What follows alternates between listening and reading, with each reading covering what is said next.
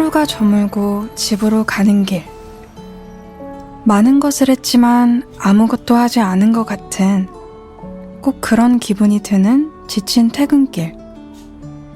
이대로 들어가기엔 조금 아쉬우니까 한 정거장만 먼저 내려 우리 같이 걸어볼까요? 최유리와 함께 퇴근길 한 정거장.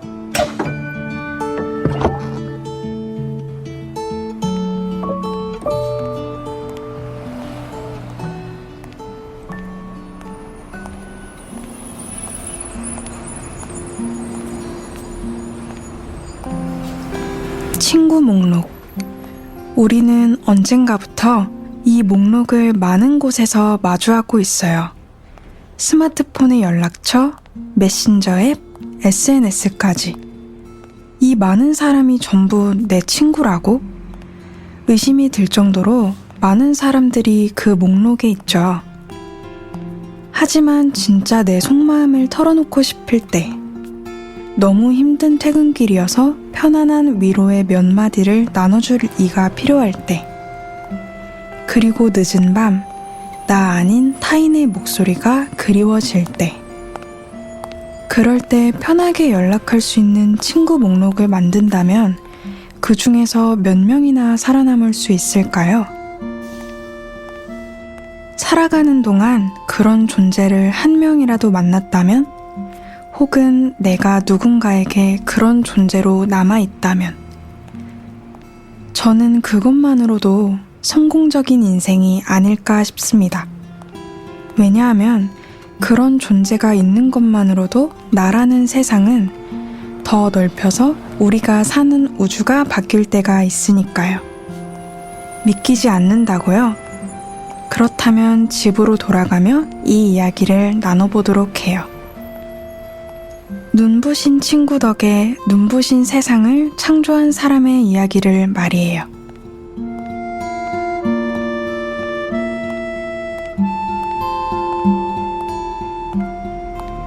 이 이야기의 시작은 영국이에요. 행운의 편지와 시작점은 같지만 걱정은 하지 마세요.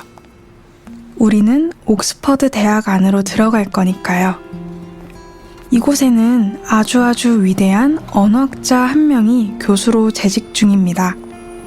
그의 이름은 존 로날드 루얼 톨킨. 맞아요. 여러분이 잘 아시는 반지의 제왕을 쓴 작가 J.R.R. 톨킨이에요. 톨킨은 어린 시절부터 신화와 언어에 관심이 많았다고 합니다. 그래서 북구의 신화를 연구하기도 하고 기존의 언어를 넘어서 새로운 언어를 창조하는 데에도 큰 관심을 보였죠. 그런 톨킨이었기에 옥스퍼드 대학의 앵글로색스너 담당 교수로 부임한 것은 그리 놀라울 일도 아니에요. 톨킨이 이곳 옥스퍼드에서 활동하던 어느 날이었어요. 언어학과와 라이벌 학과였던 문학과에 새로운 교수 한 명이 취임하게 되는데요. 이번에는 그의 이름을 알려드릴게요. 그는 바로 클라이브 스테이플스 루이스였습니다. 풀네임을 들으면 고개를 갸웃하실 수도 있을 것 같아서 다시 이렇게 소개할게요. C.S. 루이스. 맞아요. 나니아 연대기를 쓴 바로 그 작가입니다. 판타지 문학의 양대 기둥이라 불리는 두 작품을 쓴 작가가 같은 시기 활동했고 심지어 같은 학교에서 일을 했다는 사실이 놀라운데요. 더 흥미로운 점은 두 사람이 둘도 없는 친구였다는 점이에요. 사실 두 사람이 처음부터 친했던 건 아니었어요. 라이벌 학과여서 그런지 서로가 서로를 좋지 않게 바라보곤 했죠. 하지만 두 사람은 말 그대로 번개의 속도로 친해졌다고 합니다. 친해진 이유에는 여러 가지가 있었어요. 언어에 대한 관심과 열정이 비슷했고 이야기를 만들고 책 읽는 것을 사랑했어요. 또한 북구의 신화에 빠져 있었다는 점도 닮은 점이었습니다. 여기에 한 가지 더. 두 사람 모두 맥주 애호가들이었다는 점이 빠른 우정을 가능하게 해주었습니다. 이런 공통점을 가진 두 사람은 매일 톨킨의 교수실과 펍을 드나들며 맥주를 마시고 인상 깊은 책을 이야기하고 서로가 만든 언어를 공유했어요. 정말 시간 가는 줄 모르는 날들이었고 우정의 깊이가 진해진 것도 당연한 일이었죠. 특히 두 사람이 자주 가던 옥스퍼드 대학 인근에 펍이 있었는데요. 바로 독수리와 아이라는 특이한 이름의 펍이었어요. 지금도 옥스퍼드 옆에 당당히 자리 잡은 이 펍을 아지트 삼아 두 사람은 밤새 맥주를 마시며 문학 이야기를 나눴죠. 여기에 톨킨과 루이스의 지적 동반자들이 추가되면서 모임은 점점 커졌는데요. 두 사람은 이 모임의 이름을 잉클리스라고 부르기로 했습니다. 어떤 문학이나 지식이 태동하는 순간을 보면 꼭 이런 장소와 모임이 있었습니다. 블룸주 버리 그룹이 그랬고 호반 시인들의 모임이 그랬죠.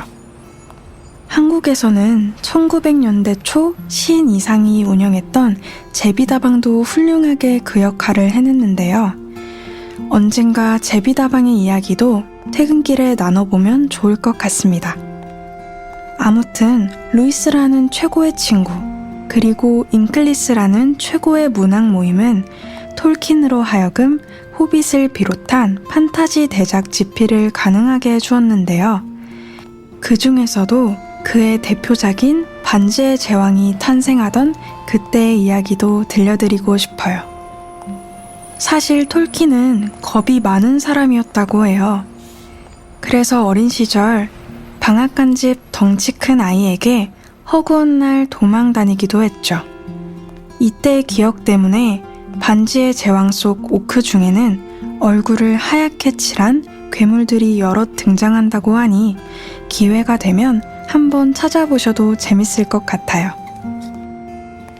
아무튼 톨킨은 그런 성격 때문에 어떤 창작물을 만들어내는 데 있어서 완벽하지 않으면 절대 세상에 내보이려 하지를 않았습니다. 반지의 제왕도 마찬가지였죠. 호빗을 통해 이미 판타지 문학계의 스타가 된 톨킨은 후속작으로 호빗보다 훨씬 볼륨이 큰 대작 반지의 제왕을 쓰기 시작했었는데요.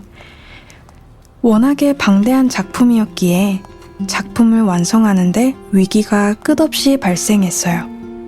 이때 톨킨에게 용기를 준 것이 누구였을까요? 맞아요. 바로 그의 친구 루이스였습니다. 그는 톨킨이 무언가 잘못을 지적받으면 소심해지거나 혹은 작품을 모두 갈아엎고 다시 시작한다는 것을 알고 있었습니다.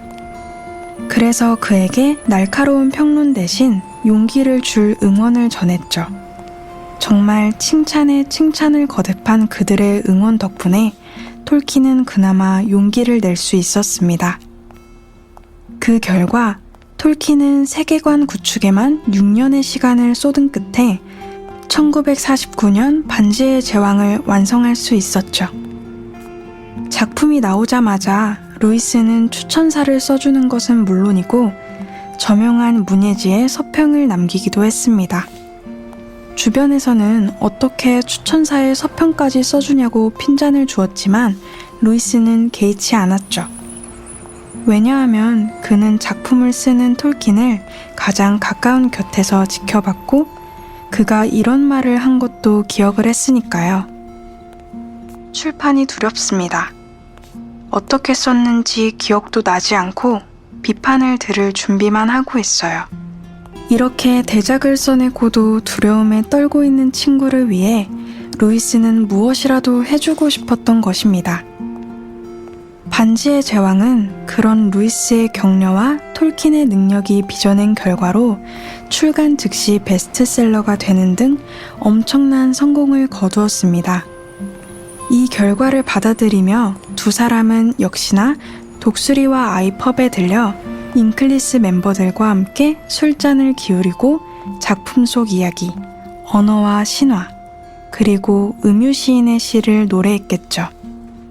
땅속 어느 곳에 사는 유쾌한 종족, 호빗들이 그러했듯이 말이에요.